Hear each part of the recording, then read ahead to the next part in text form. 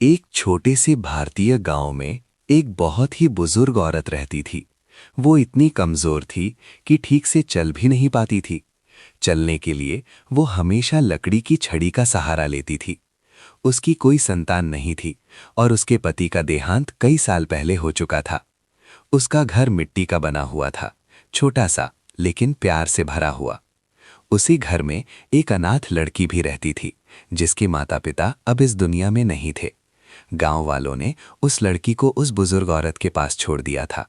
धीरे धीरे दोनों के बीच माँ बेटी जैसा रिश्ता बन गया। लड़की उस बुजुर्ग औरत को अम्मा कहकर बुलाती थी और बुजुर्ग औरत उसे अपनी बेटी मानने लगी थी।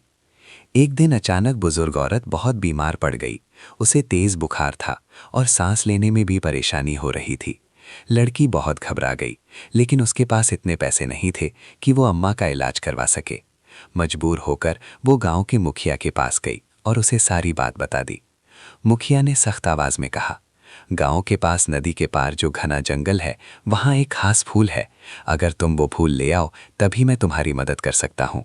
लड़की के पास कोई और रास्ता नहीं था, इसीलिए वो जंगल की ओर निकल पड़ी। जंगल बहुत घना और डरावना था। रास्ते में उसने दूर एक औरत को रोते हुए देखा। जब वो पास गई तो उसने देखा कि उस औरत के पैर उल्टे थे।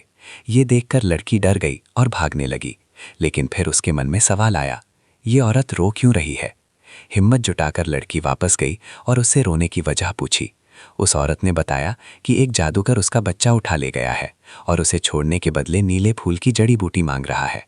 फिर उसने सच बताया, मैं एक चुड़ैल हूं, मैं उस फूल के पास नहीं जा सकती।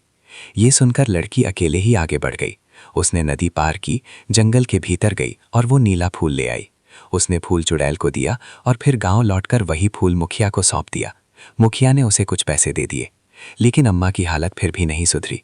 लड़की फूट फूट कर रोने लगी, अम्मा आप ही मेरा सहारा हो, अगर आपको कुछ हो गया तो मेरा क्या होगा? तभी तेज हवा चली और वही चुड़ैल वहां आ गई। उसने लड़की को एक सोने की अंगूठी दी और कहा, जब भी तुम मुसीबत में हो इसे पहन लेना। उस अंगूठी की मदद से लड़की को पैसे मिले। उसने अम्मा का अच्छे से इलाज करवाया। धीरे धीरे बुजुर्ग औरत ठीक हो गई। आखिरकार माँ बेटी फिर से खुशी खुशी साथ रहने लगी और उनकी कहानी पूरे गांव में प्यार और साहस की मिसाल बन गई।